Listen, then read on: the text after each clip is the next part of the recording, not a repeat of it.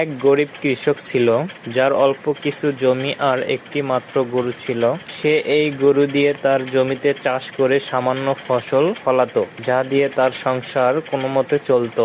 একদিন তার গ্রামের পাশ দিয়ে একদল মুসাফির যাচ্ছিলেন। তারা অনেক ক্ষুধার্ত ছিলেন এবং কৃষকের কাছে খাবার চাইলেন। কৃষকের ঘরে তেমন কিছু ছিল না, কিন্তু সে আল্লাহর মেহমানদের ফিরিয়ে দিতে রাজি ছিল না। সে ভাবল, আমার যা আছে তা দিয়ে এদের সেবা করি। তাই সে তার একমাত্র গরুটিকে জবাই করে মুসাফিরদের আপ্যায়ন করল।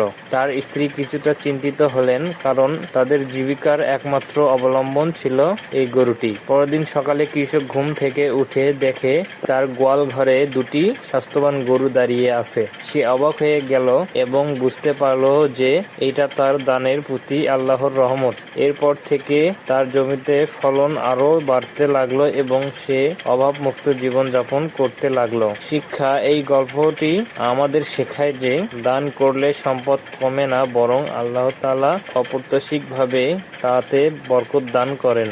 অভাবের সময়ও অন্যের প্রতি দয়াময় হওয়া এবং আল্লাহর রাস্তায় দান করার গুরুত্ব অপরিসীম।